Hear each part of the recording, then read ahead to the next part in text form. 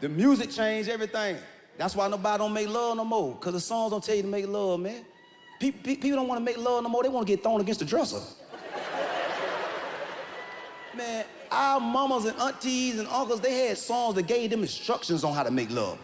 It'd be like, touch it here, touch it there, rubber soft everywhere. What the music say do to her on the day,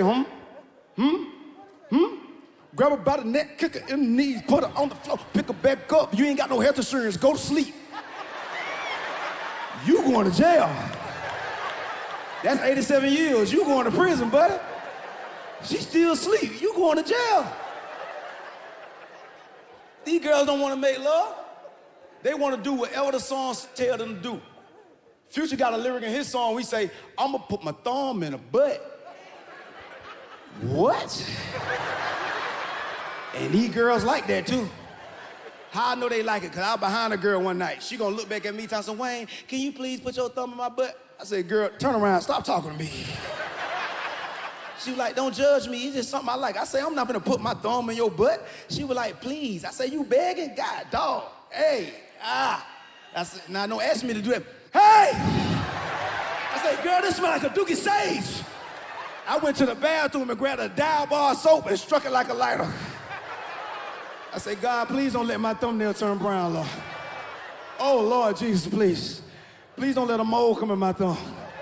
God, it's getting worse, Lord Jesus. It's on my, give me another hand."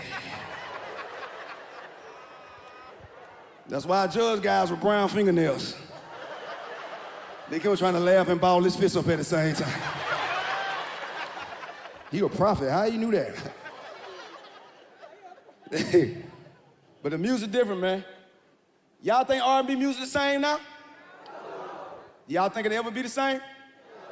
I don't think so either. You know why? Because they got R. Kelly for real this time. Now, let me ask y'all a question. Do y'all think R. Kelly was the only R&B singer dealing with them young girls back then? I don't think so either. And me and Keith Sweat, me and him like this. I told Keith, I say, "I don't think you did nothing, but you got a song that's suspicious." Keith Sweat got a song where the lyrics go, "You may be young, but you ready." Ready for what? He said, "Ready to learn." Okay, what grade she in?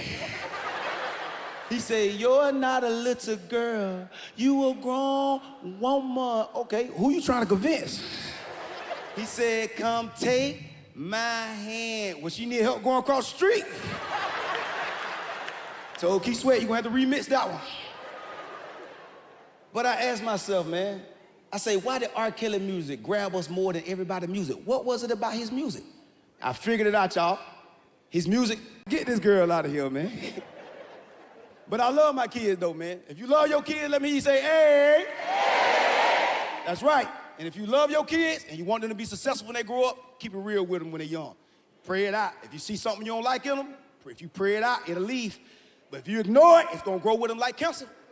But some of y'all scared to see it in y'all kids. Why? Because that's y'all baby. But guess what? It's a lot of people in prison, and guess what? That was somebody's baby. See, I call it out of my children. I keep it real. I see something I don't like, I pray it out of my babies. I got a daughter named Christiana, but she ain't no Christian. Christiana, she a teenager now. She fast. She like them boys. Yeah.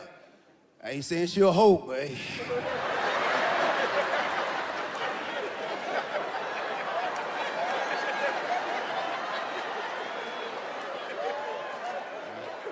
She ain't a hoe, she a hammer or something. And I know I ain't the only one with no hammers in here. If you got a hammer in your house, let me hear you say, "Hey." Hey. Our flavor's gonna be best. The rest of y'all who lying, hoes. Keep it real, man. See something in your children you don't like, pray it out early. My oldest son, Tony, what I don't like about him, he's too sensitive. He got mad, he get mad, he let words bother him. I say, "Tony, you can't grow up letting words bother you, man." He got mad by the joke I said on my last special. He got mad, and the joke wasn't that bad to me, but it was true. Only thing I said when I found... Bill, you almost got kicked off an airplane.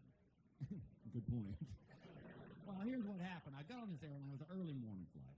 And they board us, and I sit in my seat, and I pull out my Game Boy and start playing it while they're still boarding. And I know, God forbid I read a newspaper or Time magazine. I got to get Scooter to level 9. I'm busy playing my Game Boy. comes on and makes this announcement. He goes, ladies and gentlemen, we're going to be a little delayed this morning. They didn't put enough gas in the plane. Why would you make that announcement? Make something up. Tell me you ate a piece of bad fish and you got the runs. Tell me something. Don't tell me we don't got enough gas in the plane. That's like number 2 on the checklist for it's okay to take off. Keys, gas. Because see, the way the process works in my little brain is the gas truck pulls up next to the plane, the pilot sticks his head out the window and goes, fill her up. Yeah. I get the one pilot in America. We're going to Vegas. Give me $5. We'll be all right. We're going to be delayed. Nothing I can do about it. So I keep playing my game board. Flight attendant walks by me, and y'all, I might as well have been building a plutonium bomb. She flips. She goes, sir, you need to shut that off right now. I'm 48 years old. Also, now I'm 6.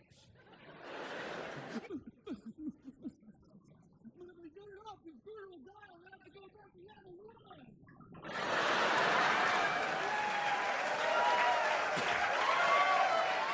And then she said, sir, do you know where the on-off switch is?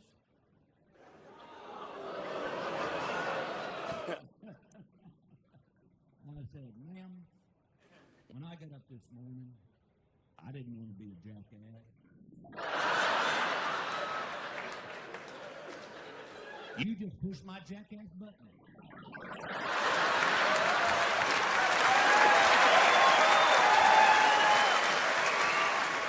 So I know where the on-off switch is. You know where the gas cap is?